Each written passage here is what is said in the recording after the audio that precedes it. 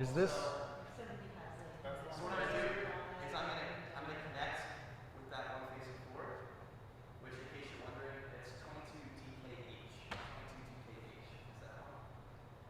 And it pans?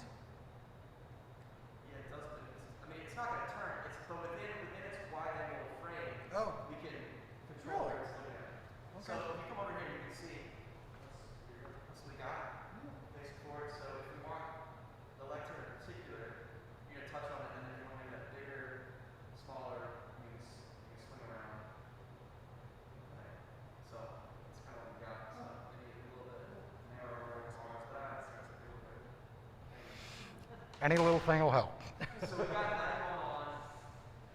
This is this. All right. So the NDI, the software over here. This is the one thing I want to show you.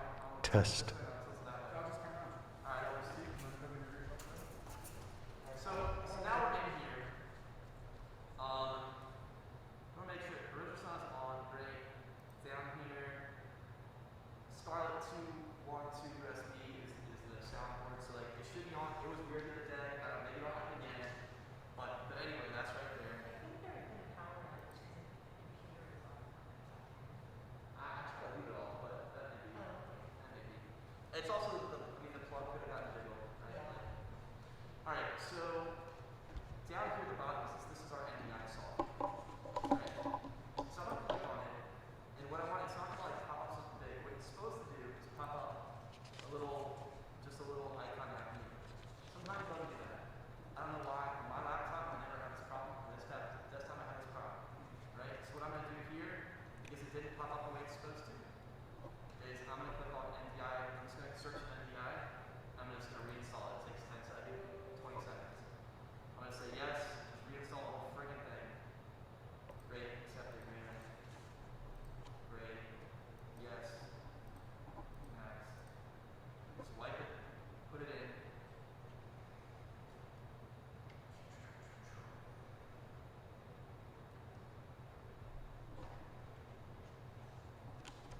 Great, now we don't need introduction. No. Just finish. Lovely. Now now it's down here. See the little icon?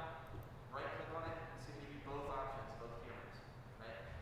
What you want to do here is you want to put the main camera looking forward. Do that, and then when you're down here, start video. Make sure that it's all NDI, and there it is. Okay. So then you see what happens. Like, so that's like the wide shot. There's a narrower shot. So, in order to get the hey bud, you good? Thank you so much. No problem. See you later. Yeah. So, you get both cameras.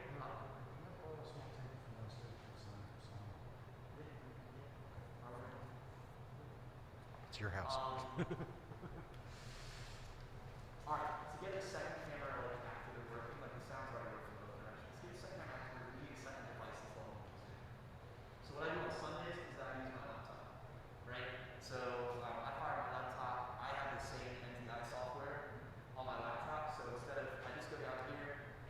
Oh no, not over there. I go over here to my NDI, and instead of picking the DKH, I pick the 225. And then I name it sanctuary view, but we can call it community view, whatever we want to call it. Is that just a Zoom account that's intended to be in community, so you've got the view of the camera as another participant view? Right, exactly. So that, and so that if you wanted, so that if you were here and you wanted to like switch back and forth, the way to do it, you need two things. One, you could just swap it right now, and we go over to there. So you could do that real time if you want to. The other option, which I think might be more, it's probably what I would do, would be to simply in the view in gallery mode just spotlight the other one, right? Like if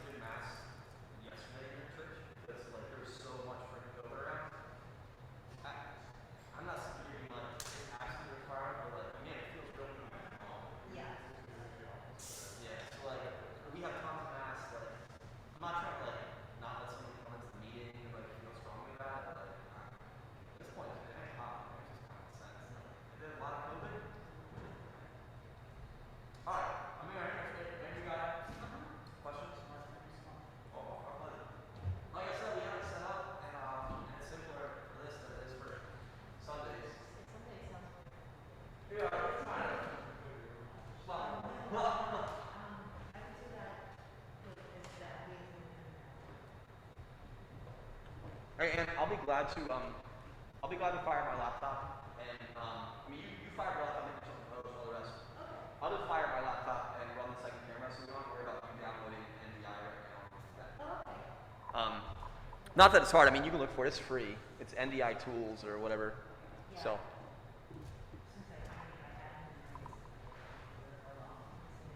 and are we I'm trying to remember, is it our habit to live stream to Facebook or YouTube as well as the HCA?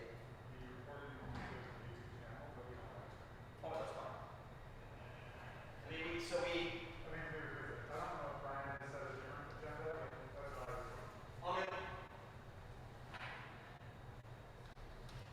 I mean, obviously it's not hard to live stream if you want to. Yeah. We live stream to YouTube, and I live stream during weekdays for I do a morning prayer at 9 a.m. So we live stream that way. So it's not hard.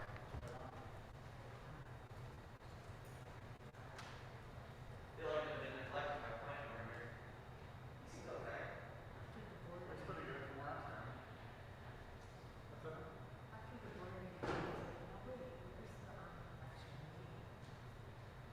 And we're not meeting this summer, right? That's great. Are we meeting in June? I think so, that's the last. Okay, we meet in June. That's fine. Hey, Keith. Hey guys, Hey, man. this feels really weird. I mean, in the best possible way. No, good. What's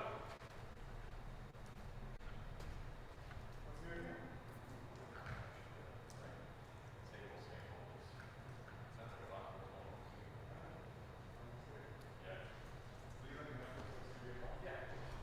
Well, I got a couple of like weird phone calls last week.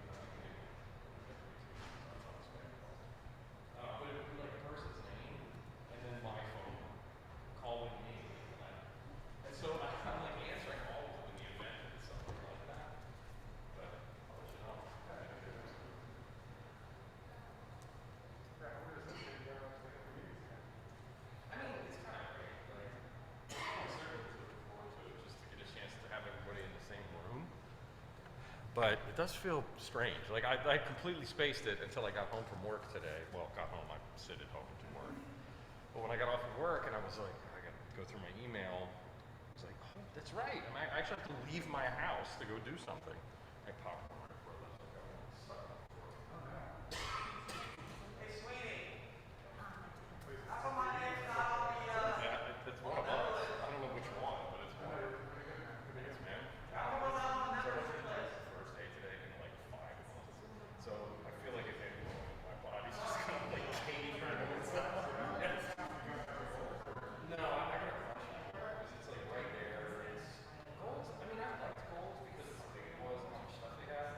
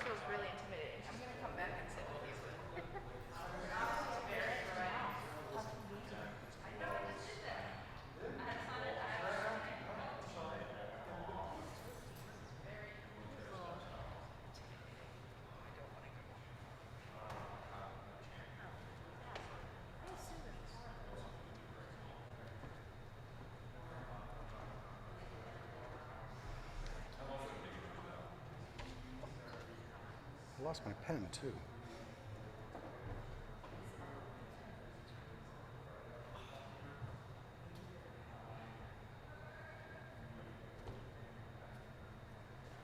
Just keep putting things down and walking away from them.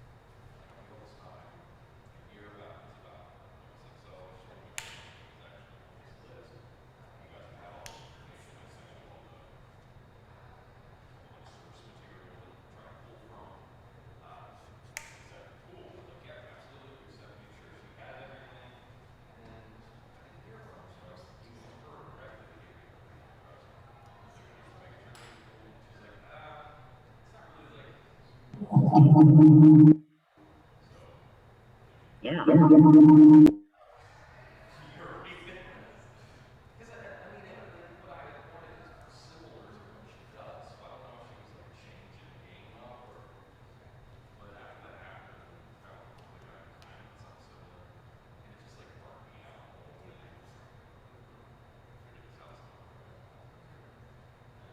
Figured this out some more. And Kevin would ask me like, actually hard too. I don't know why I think they're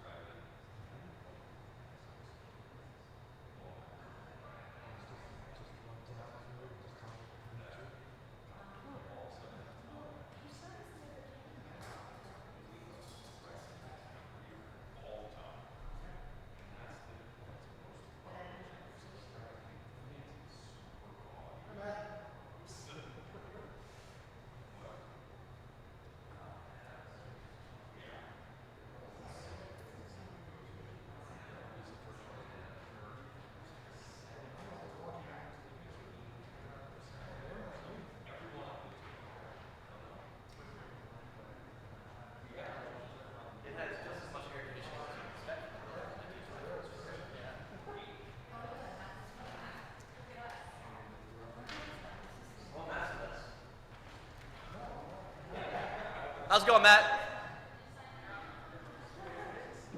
Hey, how's it going? Totally forgot it was hybrid. All right.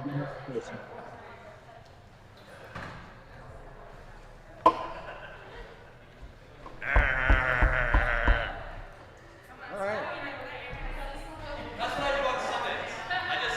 I just growl at people. Yeah. So Mark. Leave it on? At the microphone?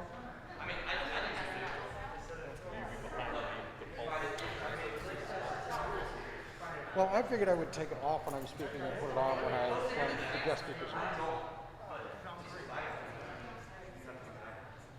Well, it's your house. I want to be respectful. So. All right. Welcome back, everyone, to the first live meeting of the Highlandtown Community Association in over 2 years. So it's kind of cool, and it's a little, I don't know, it's unusual. So welcome back, everyone. My name is, for those who don't know me, my name is Brian Sweeney. I serve as president of the Highlandtown Community Association. We want to thank Mark Parker, Pastor Parker, for providing us with this space and these resources because we are live streaming. So this is a recorded meeting. So for everybody's information, you are on camera right now. So, you know, watch your P's and Q's. So we have most of our board members are in-house tonight. We're going to start out with just, I guess, a call to order and kind of a welcome back. So thanks to everybody for coming. First off, Liz, where's Liz? Oh, there you are. Can you give us a brief synopsis of the finances? So our bank account balance as of today is $19,531.18. $19,000. $513 and $19,531 and some amount of cents. So, that will be posted on the website for everybody to see because this is our money. Speaking of our money, we, you know, one thing the Highlandtown Community Association does, and I guess all community associations do, is empower residents to do things within their community. So this is our money. If anybody has projects that they want to do, we have the resources to help support them. We will try to use our funds to leverage other funds. If there's grant money available, we're going to try to apply for it when we find something that it is suitable for, and, you know, sometimes there's matching money, but you know, if you want to have a like a block party / cleanup in your area, if we think that it's worthy and it passes muster with the board and we're not all that strict, we will find a way to help support you, you know, with a block party and a cleanup or something of that kind of thing, because that's what we do. We bring people together and we empower them to do a variety of things. So that's what the money is for. We do have a few announcements to make. The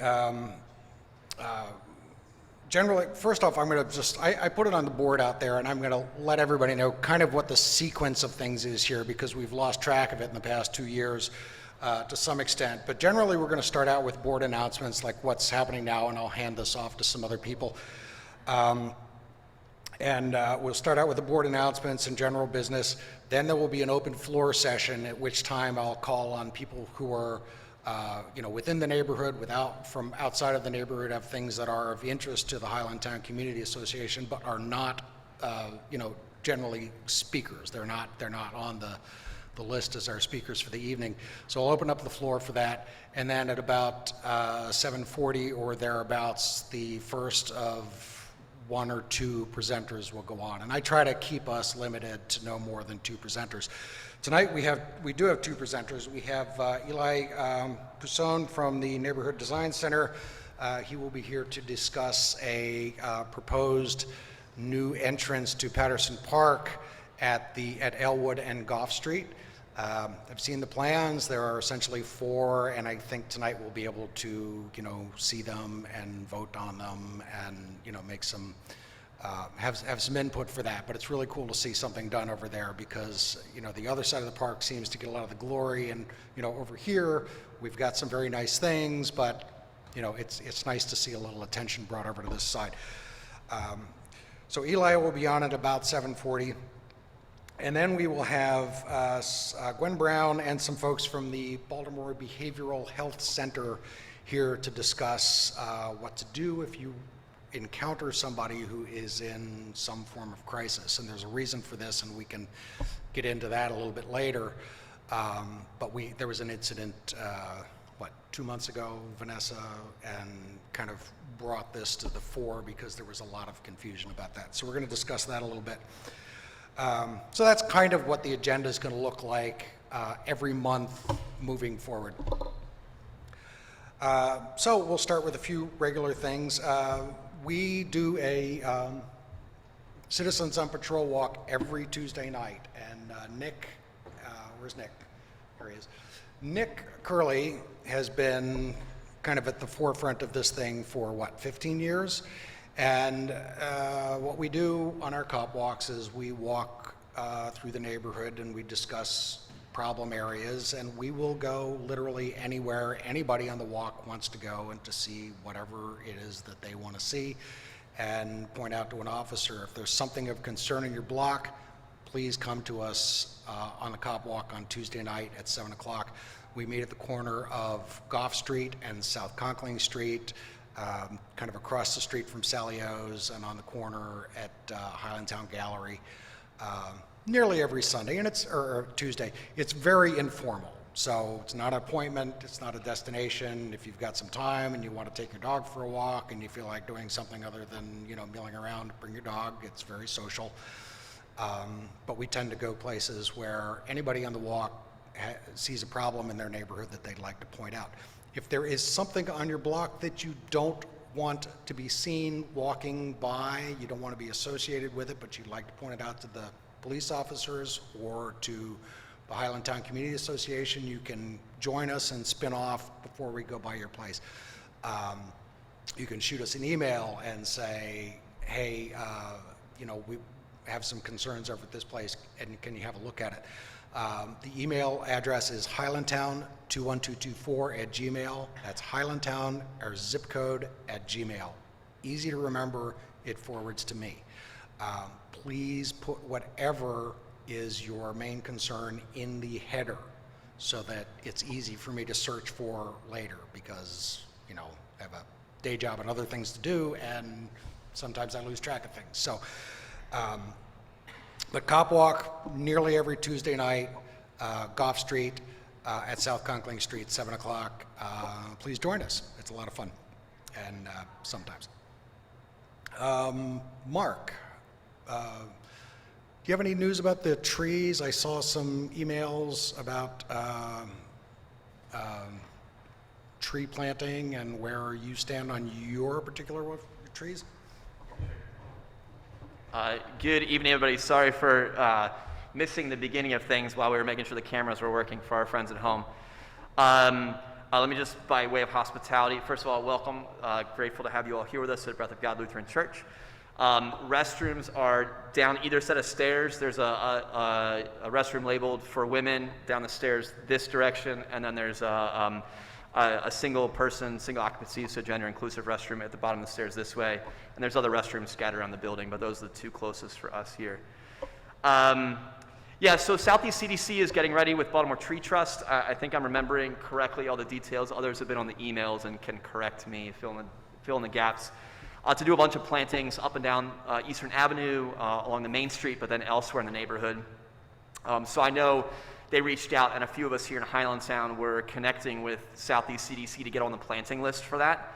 So if you have, essentially I'd say this, if you have an empty tree pit right now, or an empty tree pit that could use a tree, you could be in touch with the Highlandtown email account, or you could be in touch with me too, and I'll connect you in with Southeast CDC for that. We have an empty tree pit that has, half empty. It has a stump, So they've also contracted with a stump grinder. There would be some cost. I think it's going to be like $150 to $200 depending on the size of the stump to grind that out. We've been on the list. There's no knock on the city. We've been on the list with the city to have that ground out for 3 or 4 years now, so it seemed prudent to maybe pay a few dollars and just get it done and get the tree put in. So as long as they don't try to come out and grind it once the new tree is there, we're in good shape.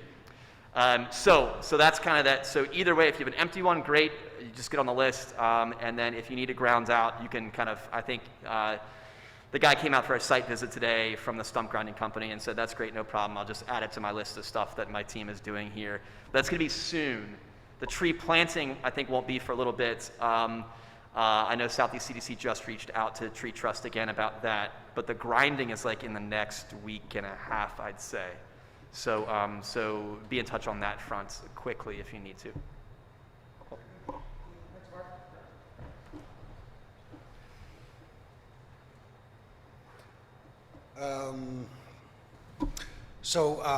Traffic calming. Kat, where are you? Can you give us a moment?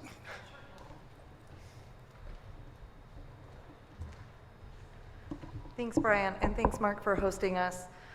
Board members know this because there was a flurry of emails last week, but we did submit a grant to the Maryland State Arts Council for an Art in the Right-of-Way project, basically to bring visibility and hopefully pedestrian safety to the intersection of Eastern and Elwood. It's for $20,000. We submitted Friday, so we should hear about it in 6 to 8 weeks.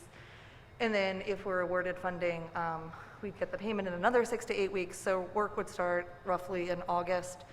We were already planning to apply for Bernie funds through Southeast CDC. So either way, we're gonna do that. So that'll either be, so that would be another roughly $20,000, I think, for a total of $40,000. We're working with Graham Coriel Allen, who many of you know. He's done a lot of this type of project around Lake Montebello and other parts of the city. If you want to see, John Eddy posted a hot topic on this, so if you want to see a general concept of what this will look like, you can go to highlandtown.com/pedestrian-safety. I can say that again if folks want, or I don't know if we can pull it up. But anyway, that's just a general concept of what it'll look like and kind of what the parameters are. The actual design will be informed by community input, so there'll be lots of opportunities to weigh in on what the design will be. And the project also includes like a community painting day, so we'll all have an opportunity to get out there and actually help to install the artwork, which is really amazing as well. I'm hoping it'll have like a Harris Creek theme, but it'll be up to all of us, so it's not up to me. I think that's it in a nutshell. Thank you, Liz and board. We paid, so Graham has been doing a lot of consulting to actually even help us get this grant over the finish line. So we did give him a stipend of $400, you know, in recognition of that work, and also to demonstrate our commitment to really working with him. And he has a company with other artists that he needs to pay, so that was an important part of this process. So thank you to the board. Let me stop there and just see maybe if there are questions. And we'll keep the hot topic section of the website updated, and I'll also give updates here. Thank you.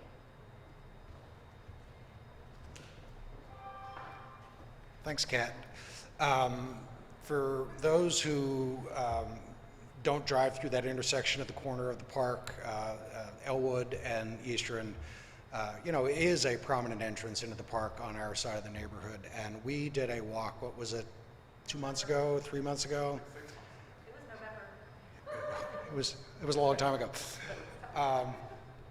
We did a walk with Robin Lewis, Delegate Lewis was with us, and Liam Davis from DOT and some other people. And we did some walks through that side of the neighborhood to kind of see what was going on, largely because Kat lives close by and she kind of sees a lot of near misses there. And we met at that corner, and while we were standing there, we saw 2 close calls while we were standing there, and we were there for, you know, 10 minutes, maybe 15. And then recently somebody was actually hit. Was it 2 weeks ago? Well, yeah, so like a week ago. Somebody was actually hit while crossing at the intersection because somebody was being careless and just didn't care. So the idea is to bring something that will be kind of a focal point that says, people live here, and it will incorporate the dreaded flex posts that, a lot of people don't like, but they do slow people who are turning, which in turn slows the through traffic, and that's kind of what we want to do. We want to slow people down and make things a little safer. So that's the goal here, and thanks to Kat for spearheading that project. And then on a related note, we a year ago, I guess, we applied for reverse angle parking on Grundy Street, which is over on the west side of the neighborhood, the next street before you get to Haven, which is our limits.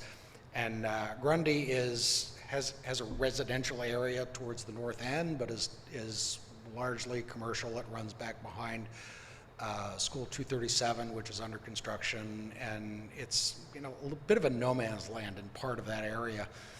And some residents over there were complaining that people would speed down those streets and that there was no parking, and and that the bars on Lombard Street at the corner there would kind of dominate the parking and such in the area. And a former board member who had moved out of the neighborhood, who lived over there, Ashley Cook, had suggested that, hey, what about reverse angle parking on this street, because it's actually a wide street.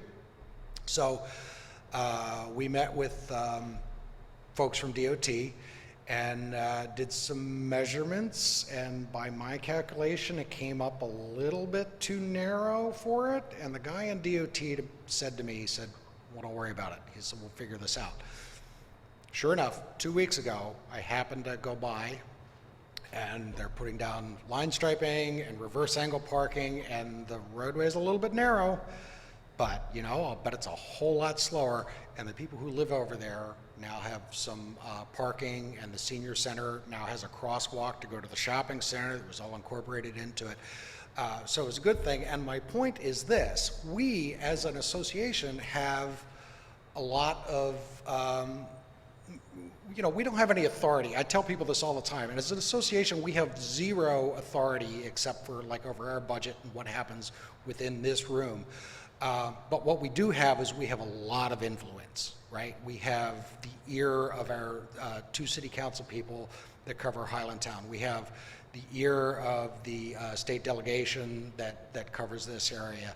And they listen to us, and they come to our meetings, and they pay attention, and so does DOT. So when we ask for things, we can get things done. It doesn't always happen at the pace that we want it to happen, but it often happens. So if you have a problem in your neighborhood, in your block, your side of the neighborhood, say the word, because I can't promise results, but I can promise you that we'll ask for it if we all feel that it's beneficial.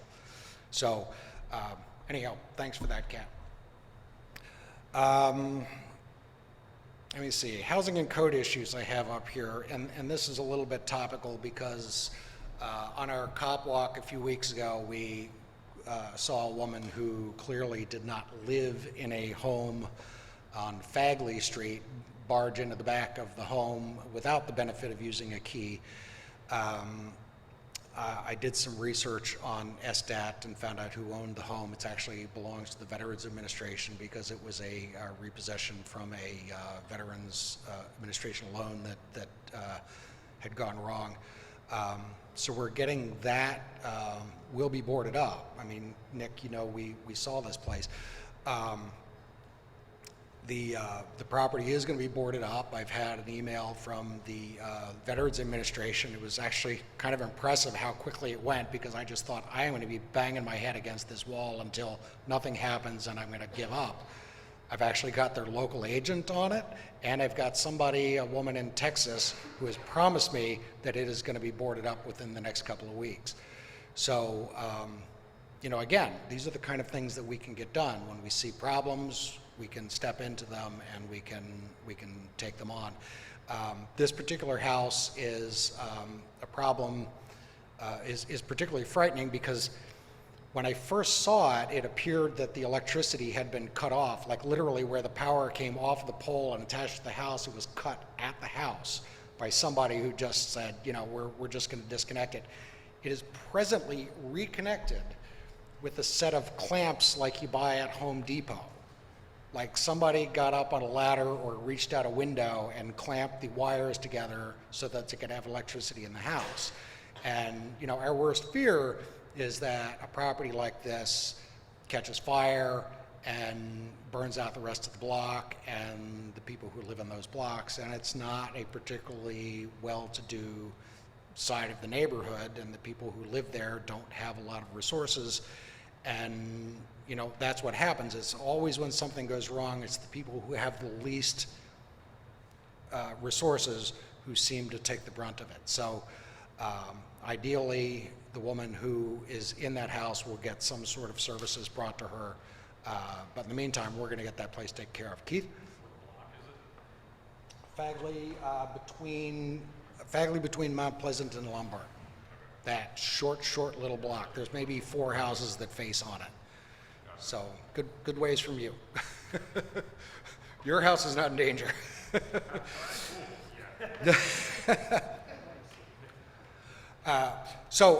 the process for that, when you see something like that, the process for that is to report it on 311. And I can't emphasize it enough. There is an app for 311 that is free. It is free on the Google Play Store. It is free on the Apple Store. Just like type in Baltimore 311. It's easy to find.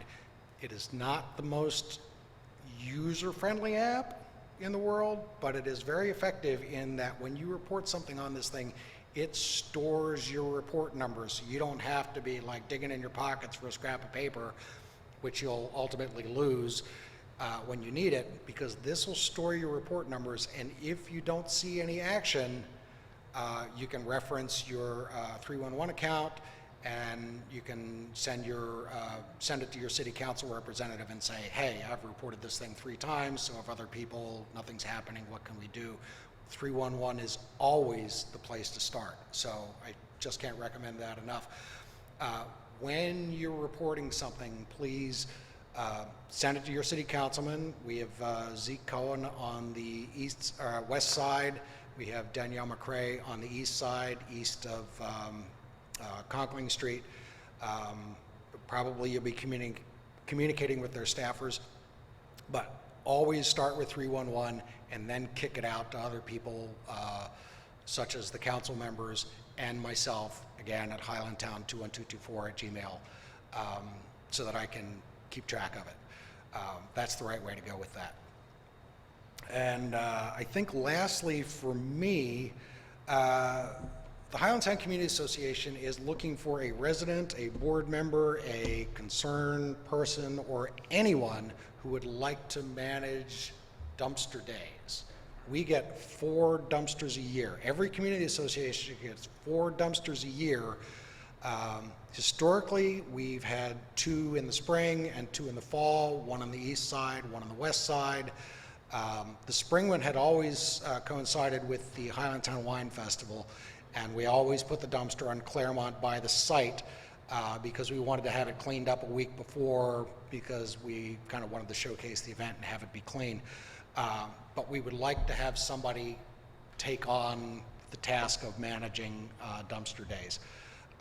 The request for a dumpster from the city has to come from the president of the Highlandtown Community Association. So you can't do that. But I have to tell you, I was very discouraged. We had the Mayor's Cleanup Day was 3 or 4 weeks ago, citywide event. They did not provide dumpsters to us through the city, but what they did in its place was they allowed residents, or they allowed community associations to pick up sites where the city would provide bags, and you could go out and clean up your neighborhood. You could put things out on these particular corners at these designated sites, and DPW would come out with dump trucks to those sites and pick up the refuse and take it away.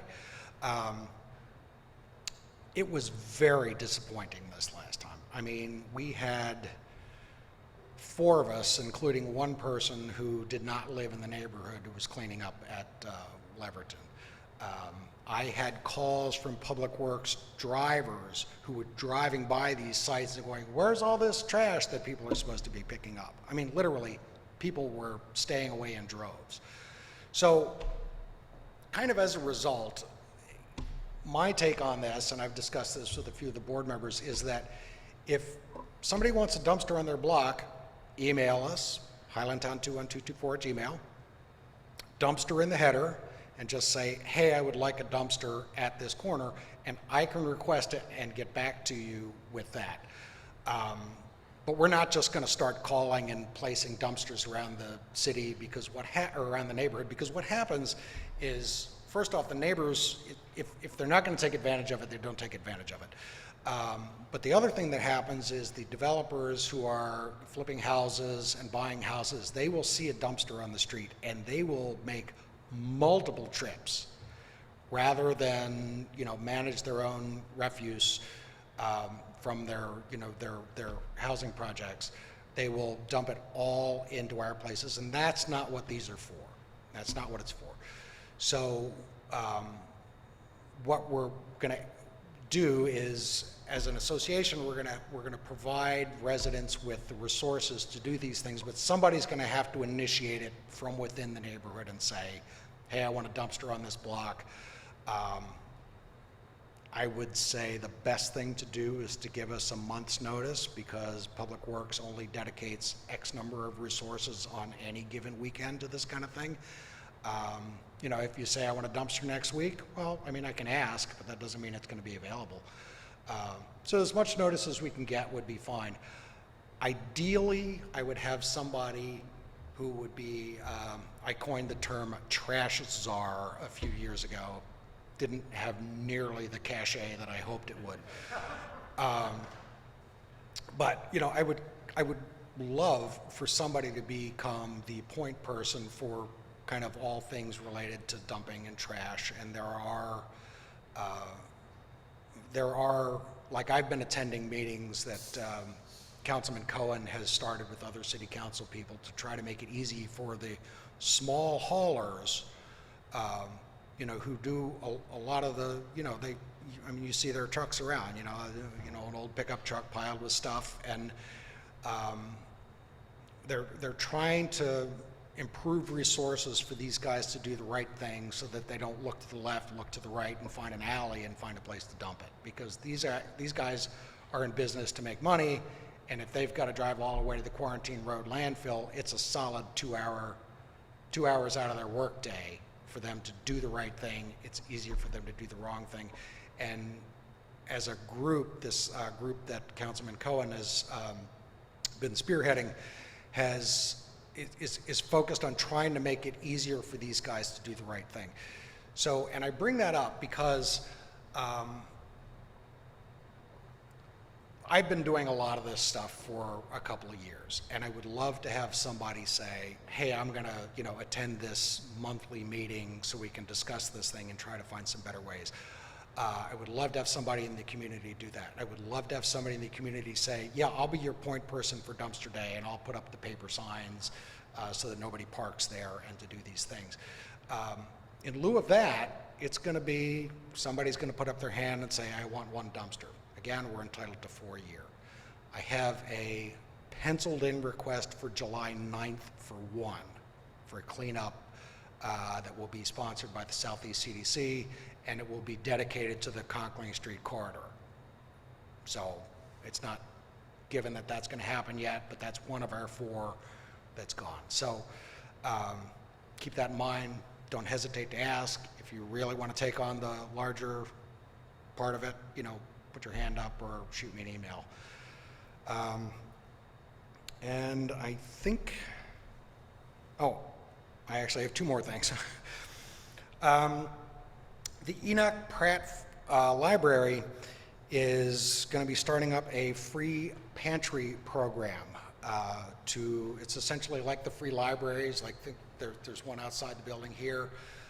There's at least 2 others in Highlandtown that are libraries. Well, these will be free pantries for like canned goods and things, so that people who want to make a donation for less fortunate people in the neighborhood can put some canned goods in there, or something that's non-perishable and won't attract rats or anything of that sort.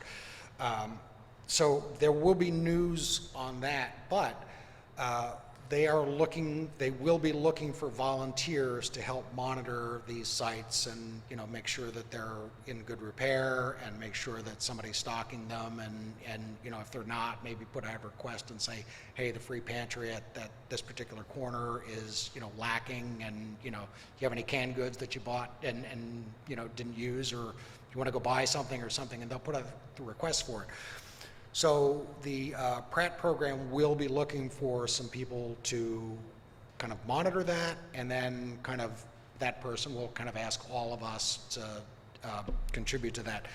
That will be fall of 2022, so, you know, 4 months out, roughly.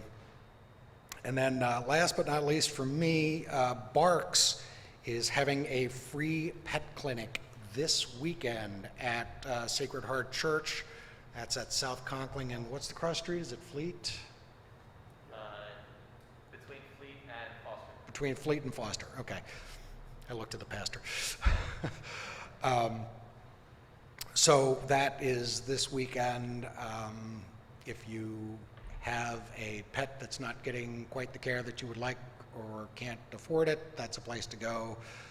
But it's also a place, like if you know somebody who's got a pet and they're, you know, not quite, they're barely making it on their own and they need some help. I mean, there's a free resource. I don't know how often they're going to be doing that, but, you know, it's something that's coming this weekend. So look for that. John, can you give us a minute about Blockenstein?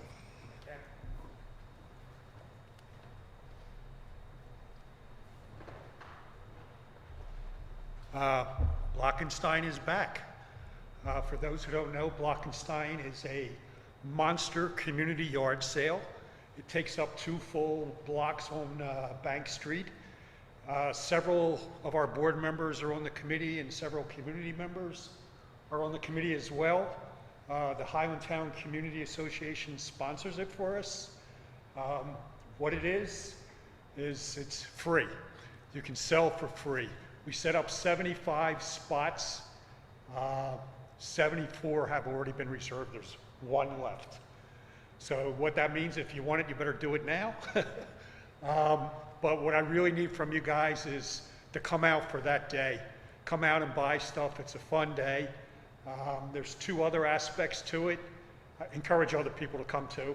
There's 2 other aspects to it. The one is at the end of the day, anything that's not sold that you still want to get rid of, we bring in an American Vets truck, and you can load it in the truck and it's gone, which is kind of wonderful in itself. And then after that, we have a free barbecue. We have hot dogs, chili, sausage, whatever Agnes makes up. And it's just a wonderful day. It's one of our premier events, so please come out and support it. Thank you. Oh yeah, the whole details. Yes, it's June 4th, Saturday, June 4th. It's on Bank Street between Elwood and East, those 2 full blocks there. And it's from 8 in the morning till 12, and then from 12 to 1, it's AM Vets and the barbecue. Okay. Thank you.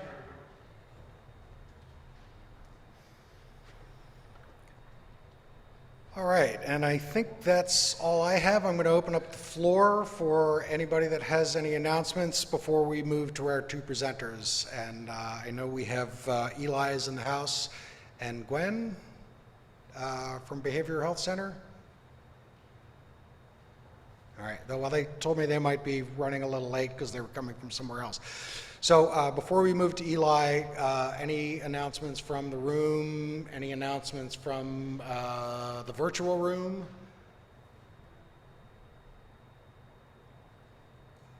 Ann is checking. And Mark? Yes.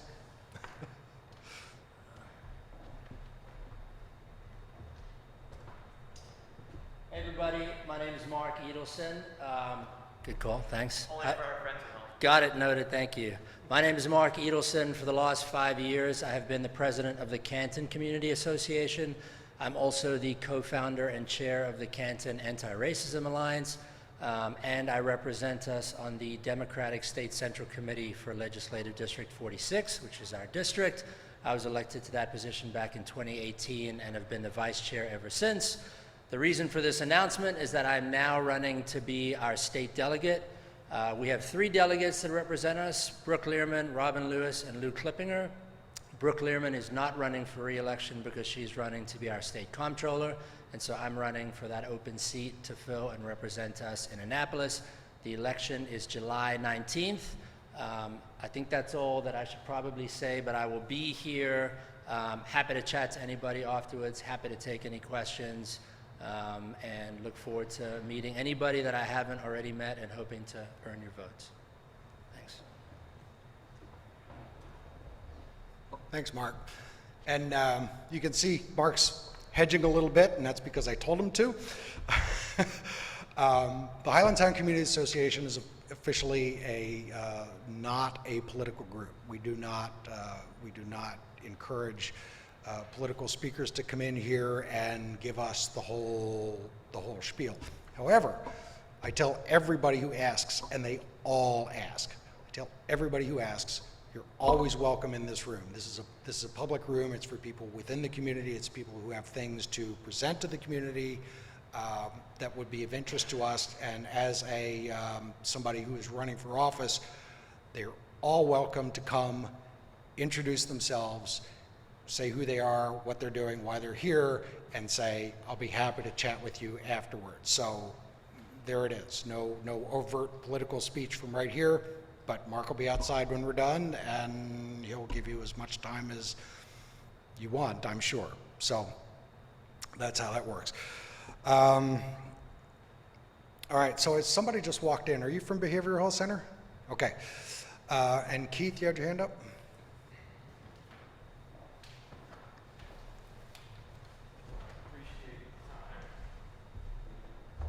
Hi, everybody. I'm Keith Gibson. If you don't know, I have no credentials, and I'm not running for anything, and that is good because I would be a nightmare.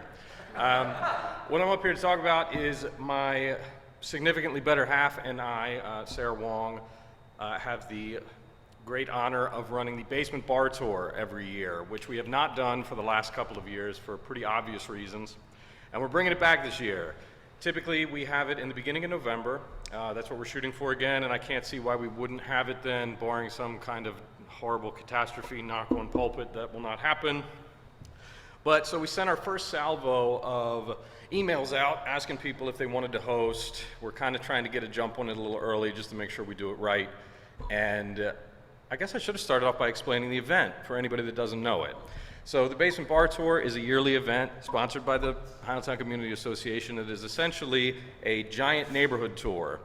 And we reach out and we ask for hosts to kind of put their houses up on the block for us. And you come in, you pay your money as an attendee, and you wander around the neighborhood to different homes that are listed on a map, businesses also. And every one of those homes will have some kind of food and some kind of drink for everyone that's coming through. It's a great time. If you haven't attended it and you have questions, please ask me afterwards. But the whole point of me being up here is to say that if anyone is interested and was not on our initial list that we're shooting out to try and get volunteers, let me know, or you can email the association and it'll trickle its way back down to me. Otherwise, I'm going to be up here every meeting giving a very similar spiel. Hopefully next time I will have it put together slightly better than this. Thank you. Well done.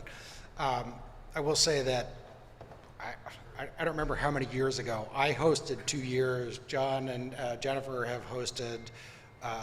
Nick, you've hosted, Nick and Aaron. It's a lot of fun to see, 100 people traipse, hopefully not all at the same time, through your house and eat your snacks and look at your artwork, and everybody wants to talk. It's a ton of fun to host. It's a ton of fun to attend. It's one of our 2 fundraisers for the Highlandtown Community Association, and it really is a blast. The event has always ended at Di Pasquale's in their old space down here on Gough Street.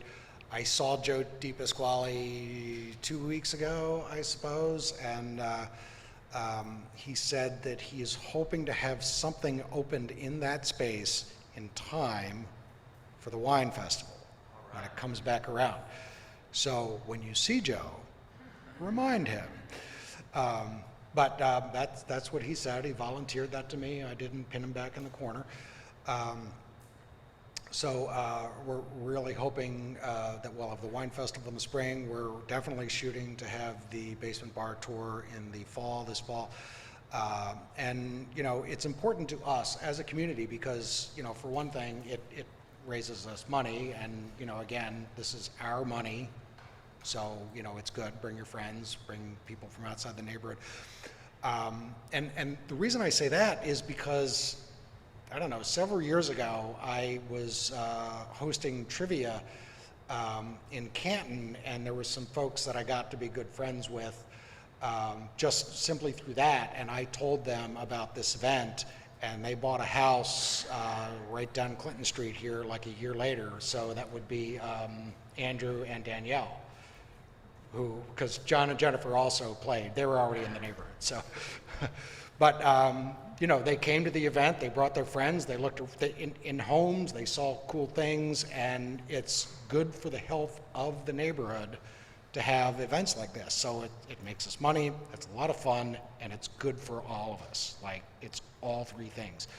So, keep your ear to the ground for all that stuff. There'll be more announcements about the date of the basement bar tour soon, and bring all your friends, tell all your friends. Anything else from the floor? Okay, Eli, you're up. Oh, what did I miss? I'm sorry, I'm looking out there.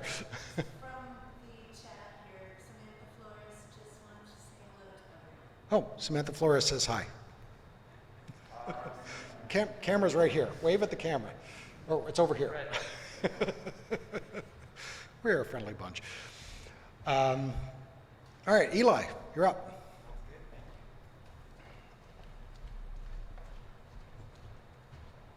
So I actually have some slides prepared that I didn't share a link in advance of the video. I just posted them on my Twitter account.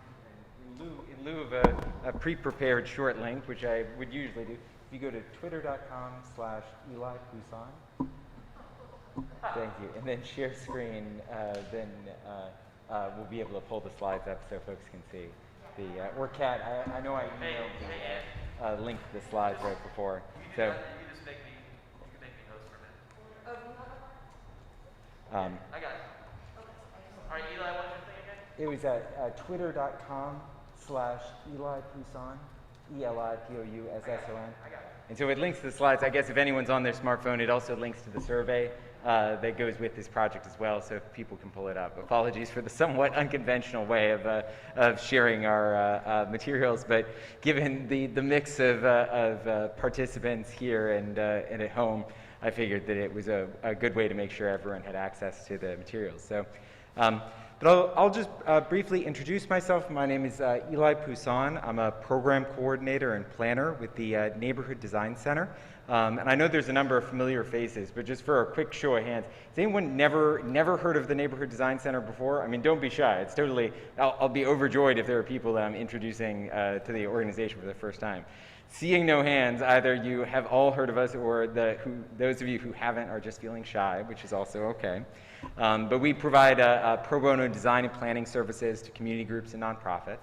And so back, I guess, late last spring, early last summer, Kat reached out along with Jennifer, the executive director of the Friends of Patterson Park, to talk to us about the entrance to Patterson Park on South Elwood Avenue, right on the very far western edge of the Highlandtown neighborhood. So I'm going to do the call for raised hands again. Raise your hand if you've ever used this park entrance. It's the mid-block one. Okay, that sounds good. At least no one's feeling too shy to admit they use this particular entrance to Patterson Park. And so the way that we work is that we sort of figure out what our partner needs, and then we go out and recruit volunteers. And so in this case, we recruited two young architects and landscape architects, including a recent Morgan State alum who actually graduated from was I think in either the first or second graduating class from the Patterson Park Public Charter, and so really grew up going to the park, which we were very excited that he was able to bring that perspective to the work. along with a classmate of his who had a good amount of experience with residential landscape architecture. And Tom McGilloway, who I don't know if folks know, is a planner and landscape architect at the local firm Mahan Reichel. And so he also worked on the 2016 master plan for Patterson Park. And so we got this great team together and decided, because there had already been so much engagement of neighbors with the Friends of Patterson Park, and we had a clear understanding of what some of the concerns and issues were in the space, that we were going to start by putting together some initial ideas for the space and then bringing them out to neighbors to solicit feedback. And that's really the stage that we're at. So if we can go through the... and so I will say that if you have questions about this this project, I'm happy to hand out my card and stick around and be the answer any questions that I can. But I'm also providing contact information for my colleague Julia, who's the program manager for our overall Community Design Works program. If you have other projects in mind here in Highlandtown or in other neighborhoods that you sort of may be working or civically active, she's also the best person to get in touch with about new projects with the Neighborhood Design Center. And so overall, our goals for this project were to, there had been some, and I don't know if folks were familiar, I understand that there was some vigorous online discussion about this park entrance and some sort of guerrilla sunflower plantings that were taking place in the space, but also some concern by neighbors and concern by others who wanted to make sure that all that investment of volunteer time and sort of sweat equity to beautify the space wasn't wasted if, say, Rec and Parks mowing contractors didn't know that this was a garden that residents really cared about and wanted to see it preserved. And so the long-term goal, because one of the things that I talk to folks again and again is that we talk about okay, you've got this great idea for the space, what about maintenance? And so I'm putting the discussion about maintenance before I even show you the designs. So the Friends of Patterson Park have been pursuing this model of volunteer stewardship around their park entrances, where they sort of officially have entrances adopted by different groups or small sort of committees of volunteers. They've done that successfully with other park entrances, and they're hoping that as they sort of gather funds and try to implement a design proposal coming out of this project, that they might be able to gather similar momentum for a combination of investment, greater investment by the Baltimore City Department of Recreation and Parks, sort of greater attention by the Friends, and sort of more active and consistent stewardship from neighbors. But there's other great things about the space. There aren't that many park benches, but the views are beautiful. How can we take advantage of those views? How can we also better connect this side of the park to the corner with Gough Street? Because if you're familiar with that park entrance, you know that the sort of Gough Street dead ends right into the park there and has the crosswalk. But I was sort of warned, and it was pointed out to me, the sort of dead patch of grass that where all the dogs that are entering the park, that's their sort of first sign of green, and they just cannot wait any longer to get any deeper into the park. So you've got the ups and downs of maybe the grass isn't as healthy there, but very few people are cutting across the grass in that section because they're sort of aware of the other kinds of park uses that are taking place.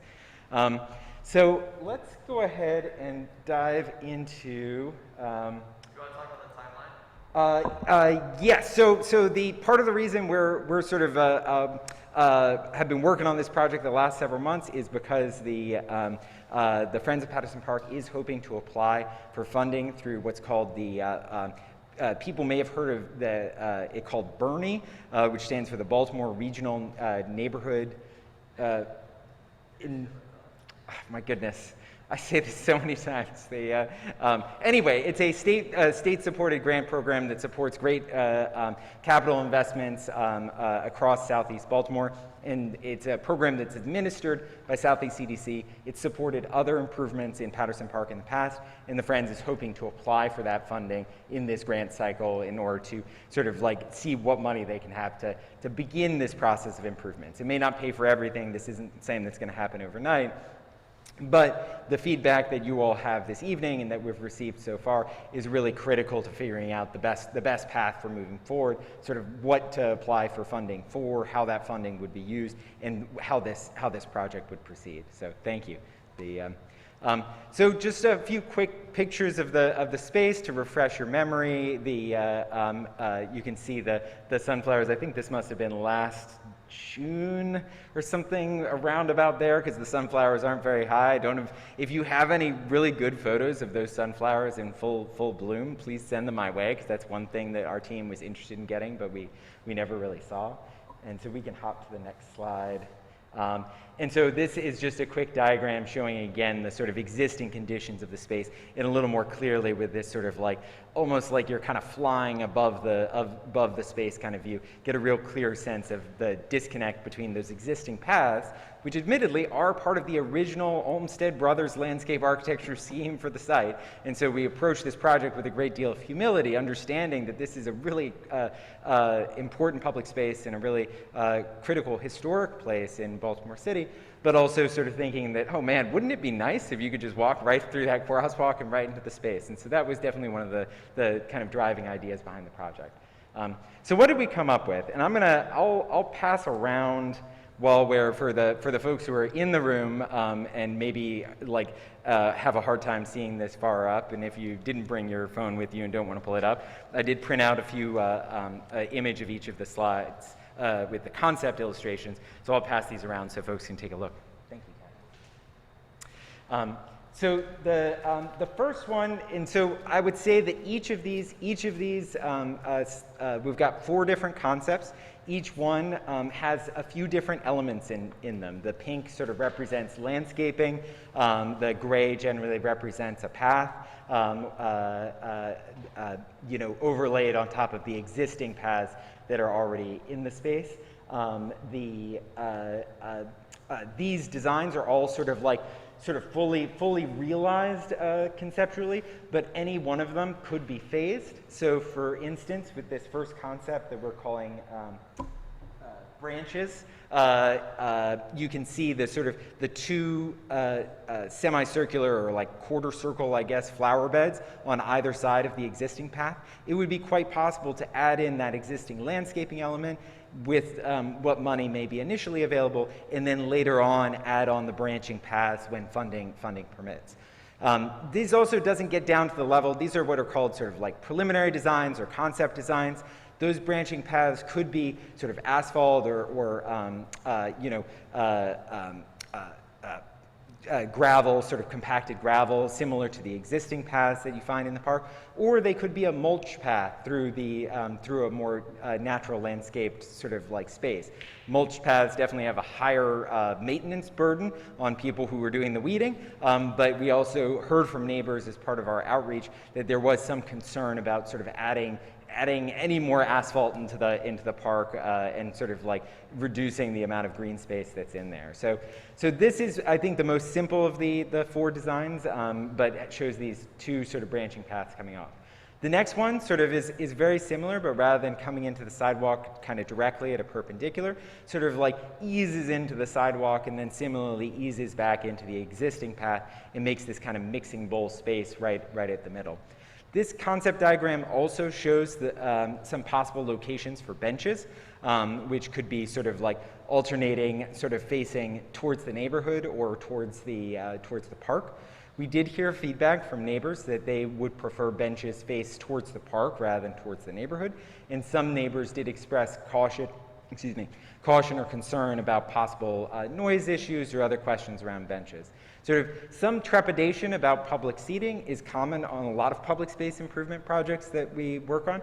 We also heard from neighbors so far who were very supportive of having additional seating in this space. So we're trying to navigate our way through those sort of differing preferences and needs, in part by sort of talking it out with you all tonight and continuing to open it up for feedback from others. But so even though there are benches here located on Concept 2, that doesn't mean that Concept 2 is the only one that would include additional seating. So Concept 3, rather than adding new paths, takes this direction of expanding the existing path and sort of making a plaza-like space, perhaps more similar to the entrance at Baltimore Street in Linwood, where we saw the sort of like the oval or circular sort of like planted space in the middle. That's definitely a primary entrance to the park, which of course means that it, really deserves and needs this kind of more grand treatment. This isn't a primary entrance to the park, and it shouldn't be sort of like super grand, really. It should be a good entrance to the park. It should be one that has the improvements, but we thought that this could be an option to be able to create some social seating space by sort of reconfiguring what was already there. And then the last of the 4 concepts, kind of like, we showed a couple of different variations that involve curved paths. We were thinking, what if we just cut straight across the existing space there and brought people right into the park by the most direct route, and then created the sort of like a mirrored path on the south side of the existing path. The one challenge around this proposal is, folks, if you're really familiar with this space, you may be aware that there's a junction box located around about where the path on the new path on the north side of this concept rendering is, and moving junction boxes can be very, very expensive. So this plan's definitely still a possibility. It might be possible to do this and just not, have it so that it doesn't run into the junction box and it just sort of is close to the junction box. But just worth mentioning of some of the different considerations that our team and that neighbors and the Friends of Patterson Park would be weighing in this kind of proposal. So we have talked to a good number of folks so far, and so if we jump to the next slide. You've got, we were out just, I guess, 2 weeks ago, week and a half ago. Beautiful evening. I mean, it's so wonderful to work in such a well-loved public space, because I think in maybe an hour and a half, 2 hours, we talked to over 50 people who helped to vote on their most favorite and least favorite of these 4 different design proposals. And I'll note that we also did an online survey where we got an additional 36 responses. And so that online survey is still open. If you went to my Twitter account, you have a link to it. Or I think on the next slide, there's or the one after that, there will be a QR code. We did talk to, for the in-person event, we talked to a lot of people who did live on South Elwood Avenue, sort of in the immediate vicinity of the space. And of course, they have some investment in how this turns out, because they might be looking at it every day rather than someone who maybe just goes to this part of the park on Saturdays or something and might have a different kind of attachment to the space. But because it's a public park and a lot of different people use it, we want to make sure we hear that feedback from everyone. We also translated our online survey into Spanish and are hoping to distribute that through community partners who are already working with the Friends of Patterson Park. And so I will tell you, though, that if you want your vote to be completely unbiased, now is the time to sort of get on there and make your vote, because I'm about to tell you what we've heard so far. So I'll just pause for a quick moment in case there's any, or I can actually pause just in case there's like any burning questions before I sort of tell you what we've heard and what our next steps are going to be. Oh. John also added this is a hot topic. So if you go to highlandtown.com/Patterson-Park, the survey is there as well. And we can do updates there. Yes, and we will keep the survey open, because it is also a helpful way, even though I'll tell you sort of like which way we're headed so far. Our team is meeting, I think, on Thursday to begin the process of the design revisions. And then the Bernie, I think it's initiative, that's what it is, Baltimore Regional Neighborhoods Initiative. I knew it was right there. That those grant applications, I believe, are going to be due sort of mid to late June, I think. And so we do still have a few more weeks to kind of like put these together. And to a certain extent, a lot of these proposals will have like similar costs associated with them, and those costs are what matter most in terms of the grant application, because the details of like, is it sunflowers or is it tulips, is it or something else altogether, those kinds of questions don't have to be decided right now. Those can be decided after the Friends of Patterson Park finds out if they're awarded money and how much money they might be awarded. But so the so far, what we have heard is, and I think I've got the least favorite votes first, is that the concept 4 that showed the 2 paths coming straight into the park was the least favorite of the largest share of people. And so we think that's, in part because of the caution that we heard about adding more asphalt into the park. In part, folks thought, I think some of the other designs were a little more aesthetic. Although we did also hear that one of the things that people who did like Concept 4 liked is it created some of these defined areas that were intended for kind of community use or picnics or other kinds of gatherings, which we saw out there on a warm weekday evening. That part of the park is really in high demand for that kind of use. So we'll see maybe there's some elements of that aspect of this design that could be carried forward. The feedback so far on most favorite, when we were actually out in the park talking to neighbors, it seemed really clear that Concept 1 followed closely by Concept 2 were the clear most favorites. I will say I just did the new totals of the combining the in-person and online surveys just like an hour or so ago before, as I was finalizing these slides before hopping on my bike to hustle over here. And so Concept 3, it's sort of, I feel like I'm narrating a horse race here. It's Concept 3, up from behind, coming in and sort of showing that, like, we maybe do have some thinking to do about the appeal of that kind of plaza concept and the way in which it created some gathering space and space for beautification, and seeing how can we balance these different kinds of interests that people have in the different design concepts. And so again, also the online feedback did come from a broader range of park users and neighbors rather than people who are necessarily living immediately next to the entrance. And so we may take some of that into consideration when thinking through how to interpret this feedback. And so presently we are, and so we can, if we jump back to like Concept 1, I'll just to sort of like end on that one. We are thinking, because this was still the least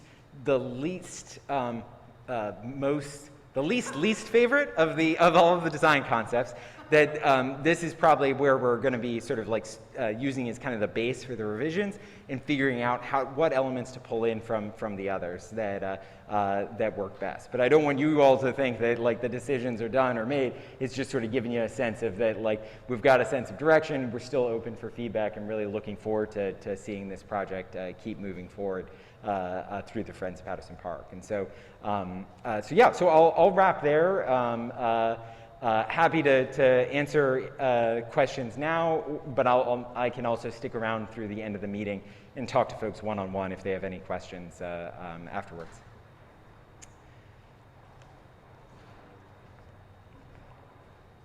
Cool. Well, thank you. It's so nice to be back for an in-person community meeting. I really appreciate everyone coming out for this and having me out to talk about this project. So yeah.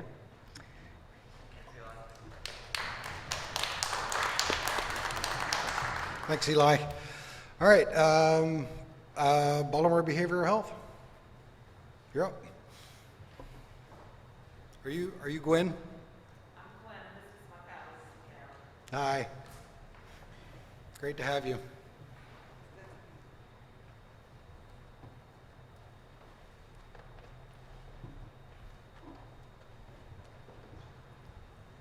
Good evening, everyone.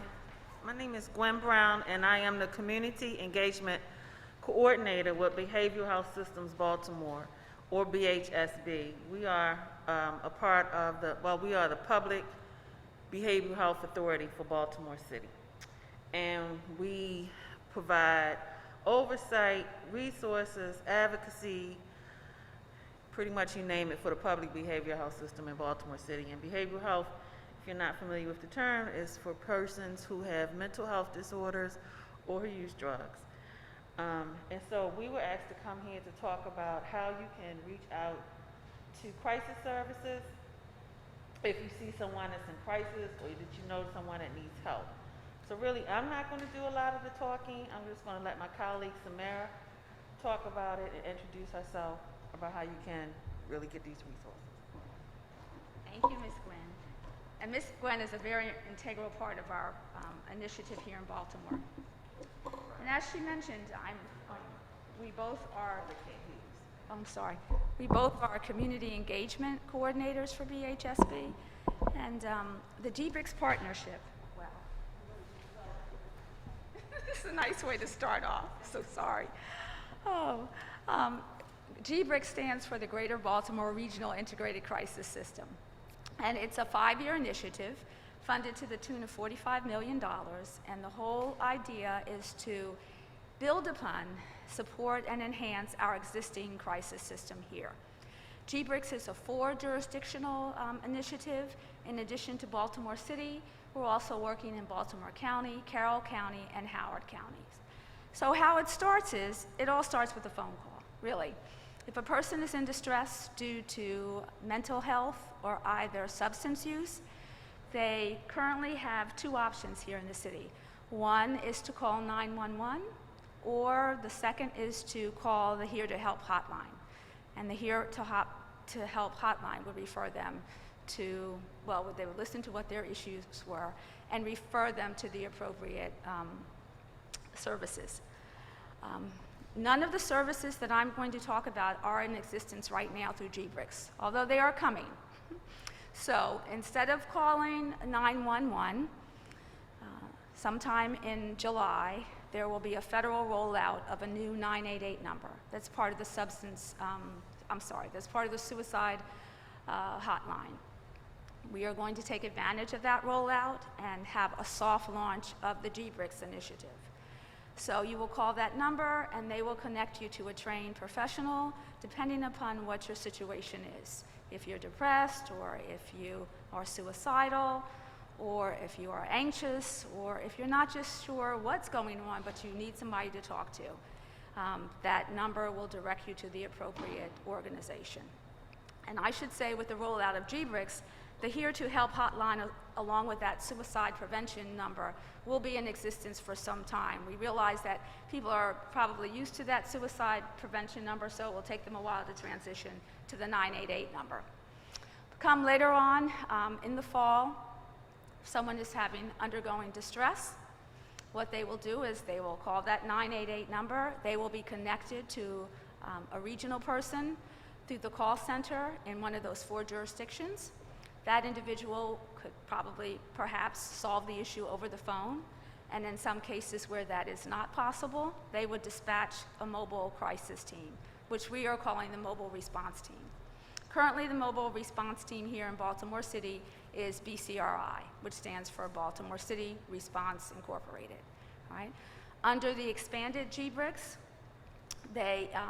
if they cannot resolve the situation over the phone, they will dispatch the team, which will consist of a clinician and a peer. Right? And they would come out, make the assessment, talk to the individual, and then determine, A, if that individual needs a higher level of care, or if they need to see a therapist, or in some cases, if necessary, to transport them to the hospital if they need a much higher level of care. Okay? So the second component of GBRICS, in addition to that phone call, is the expansion of those mobile crisis teams. We have been working diligently over the past year, engaging community members and various groups in those 4 jurisdictions. We've spoken to parents of children with developmental disability issues. We've spoken to people, members of the LGBTQ community. We've spoken with youth, people with lived experiences, clergy, immigrants, you name it. We've gone all over the 4 jurisdictions. And we've heard from people some good and some not so good things about our current system. And one of the issues that we heard was that the response times were not quick enough. We heard from people you would call, but you had no idea when they would show up. So under the GBRICS initiative, we hope to expand those mobile crisis teams. The third component is, I briefly mentioned, open access. So we also have heard that when people call, it's very difficult for them to get an appointment. So open access, we are working very diligently with providers. We're going to put out an RFP soon to increase the number of providers so that people undergoing distress could get a same day, perhaps next day, or even a virtual appointment. And the fourth component is why Ms. Gwen and I are here tonight to talk to you about community engagement, which is very important. It's to get the word out to the community that this initiative is coming. We want people to use the services. It is a 5-year effort, as I mentioned.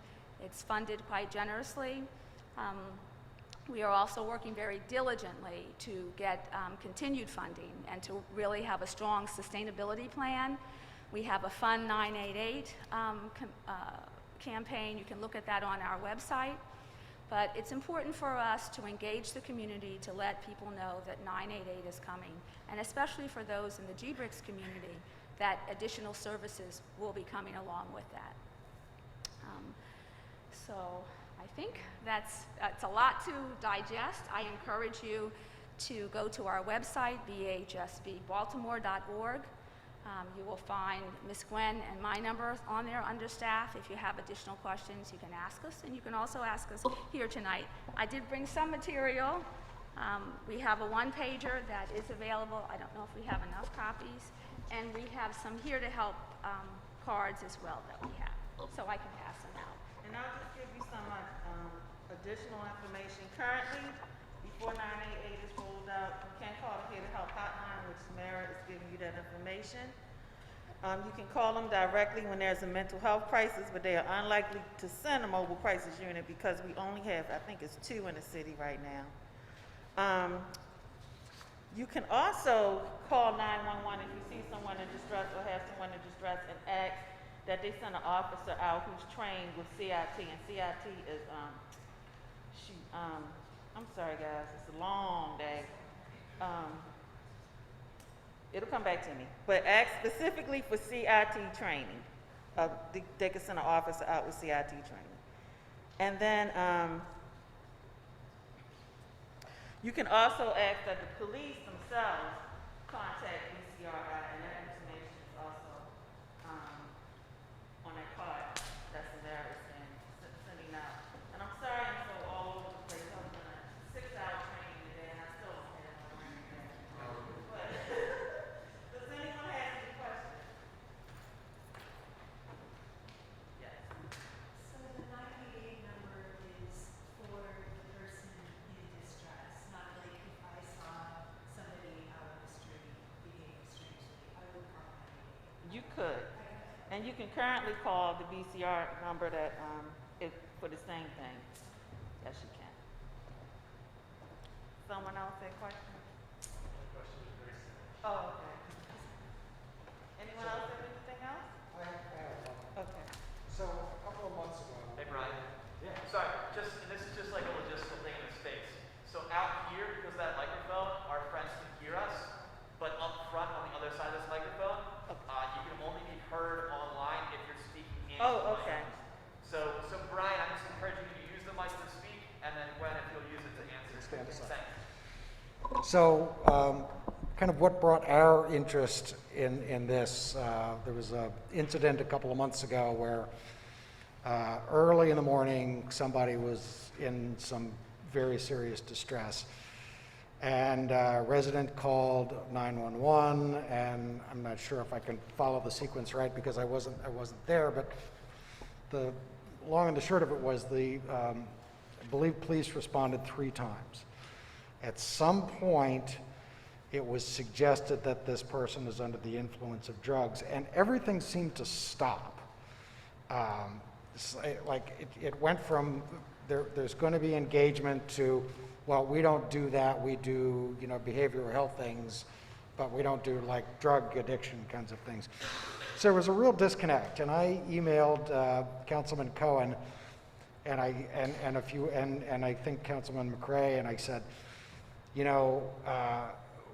we're in a time right now where people are told that, we're not going to send a police officer to every time that there's a crisis. We're going to try to tailor the response to somebody because, as we've seen, some horrific things have happened when police officers have shown up because, what are they trained to do?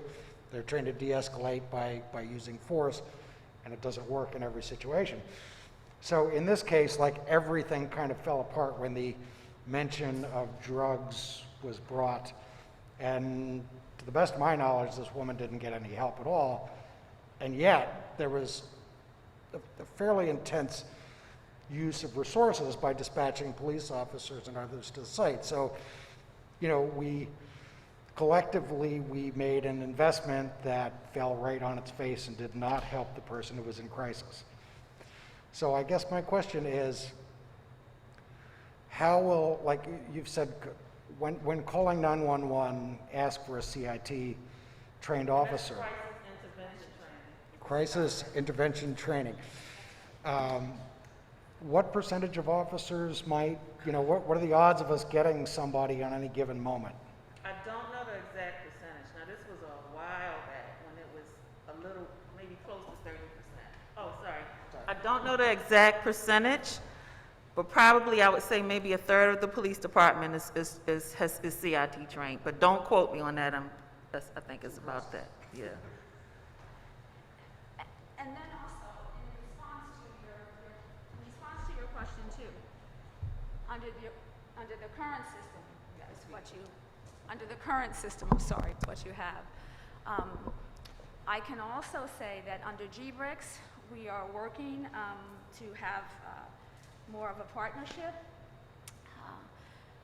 We have spoken with BCRI, and we asked them specifically about some of the situation. I think you might have talked to my boss, Dan Rabbit, and they have said to us that really a situation like that, each situation is really kind of handled differently by the response team. If a third party calls, BCRI will probably not come out without law enforcement, all right? Because they're just not sure from a safety perspective, I think, what will happen. But if the individual calls or a family member, they may.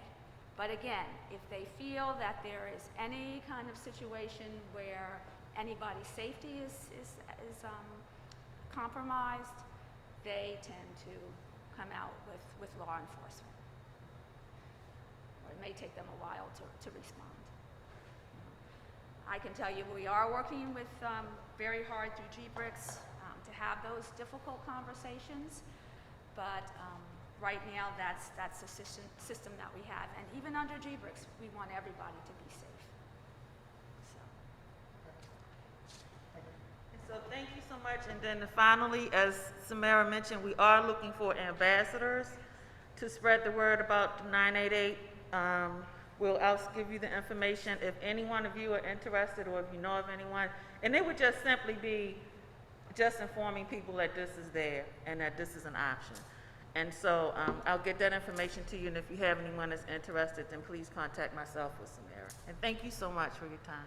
And I did run out of one-pagers, and you can get the additional one-pagers on our website, or if you give me your information, I'll send it to you in the morning, so you can link to it. Highlandtown 21224. Okay. At Gmail. At Gmail. All At right. Gmail. Thank you.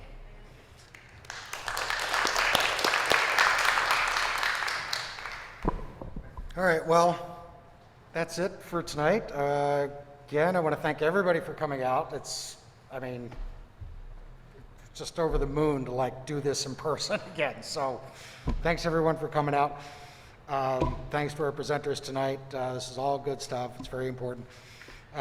We have one more live meeting in June before we go to our summer break. We do not meet in July or August, and then we're back in September. I think this actually went pretty well with Ann working over here and kind of monitoring what went online. We have recorded everything here, so we can all go back and see it in the future.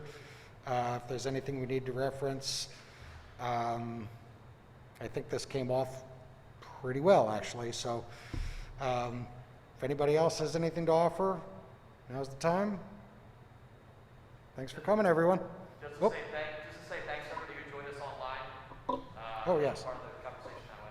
Yes, and thanks for everybody who's online for joining us. And we intend to keep this going in this fashion, which is the reason for the change of venue, because this sanctuary is outfitted with the tech that we needed to make it work. And Mark has been gracious enough to allow us to use the space. So thanks again to Mark. Thanks to everybody who's online. Thanks to everyone who's here. And see you next month. Have a great night.